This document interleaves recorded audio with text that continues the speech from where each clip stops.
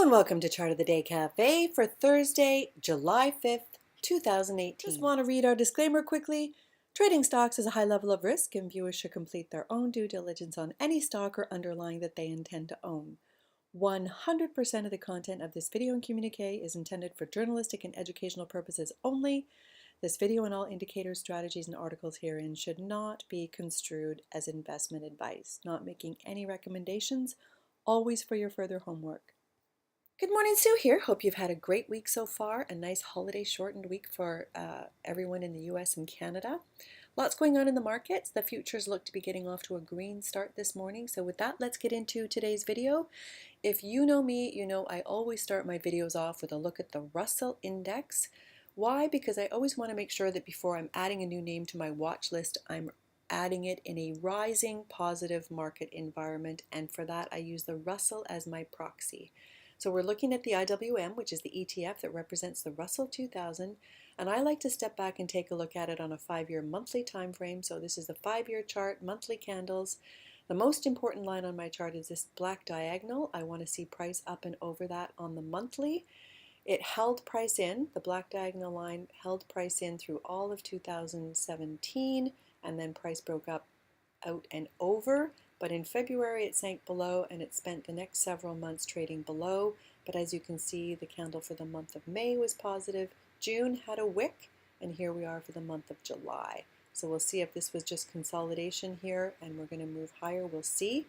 The market will do what the market wants to do. But with that, let's move it away from the 5-year monthly to the 1-year weekly so we can better see how price is behaving. Here's the same black diagonal line. Here's my pink line of short-term support. You can see that we had a soft week last week where price went below my 8-day EMA, which I use as my guide, but it's currently trading above. Price is closing above the 8-day EMA on the weekly chart. And now spin over to the daily. And you can see that price made it just up and over the 8-day ever so slightly before the market closed for the July 4th holiday. So we'll see what happens today. It looks like the futures are positive and we're going to get a positive start, but it's all about price, at least for me, staying up and over this blue 8-day EMA. But with price looking positive and trading above the 8-day EMA, I will be adding a new name to our watch list this morning. And the chart that I wanted to feature for you this morning is Raytheon, ticker symbol RTN, trades on the New York Stock Exchange. Before I get into the chart, let me tell you a little bit about the company. Raytheon is a huge aerospace and defense manufacturer in the United States. They are one of the largest. Jim Cramer is a big fan of Raytheon and often talks about the company. You know me at Chart of the Day Cafe, I am all about the scores underneath my chart, and Raytheon has a nice value score, along with a forecasted earnings growth rate going forward of 16%, a current PE of 20.57, and currently pays a dividend yield of 1.78%. So we are looking at the 5-year monthly chart, so we're looking at that big picture view. You can see Raytheon was an early Chart of the Day Cafe pick back here in 2014. It's had a beautiful run since then, so uptrending. But you can see that price has been a little soft of late and it's come into this area of possible support. We'll see if Raytheon can lift here. But with those scores and the catalysts underneath this company, in a continued strong market environment, I would be looking for lift. I'm going to move it away from the 5-year monthly to the 1-year weekly, so we can better see how price is behaving. Here's our same orange line. You can see how price consolidated underneath our line of support. It was resistance back here. It consolidated, made a nice move higher. Price has come in. I like to see the doji from last week and the bullish nature of the candle that is shaping up so far this week. We'll see if it can continue. But as again, I'll say, in a strong market environment, I would expect to see Raytheon start to lift in this area. So that's the weekly look. Let's take a look at the daily. There's the 3-month daily. This is my blue 8-day EMA. I like to see price move up and over the 8-day EMA. I personally use a 3 and 8 EMA cross, so I want to see the the pink 3 EMA move up and over the blue with a nice bullish candle in this area. That would be an interesting trigger for me on Raytheon. So I'll be monitoring. It's still early. I know everyone has their own way of doing things, but I'll be monitoring this chart to see if I get that look in the days ahead. Worth noting, Raytheon announced a huge stock buyback program in November of 2017, so there's also that support underneath the chart. Along with our new watch list pick, I also like to take a look at the sector that it's in, and for that we're looking at ITA, which is the ETF for the aerospace and defense sector. 5-year monthly chart, like Raytheon, you can see it's been in this beautiful uptrend. Price has come in, it's consolidating in this area and looking for some support. I'm going to draw a line of support there. So consolidation, let's move it from the 5-year monthly to the 1-year weekly.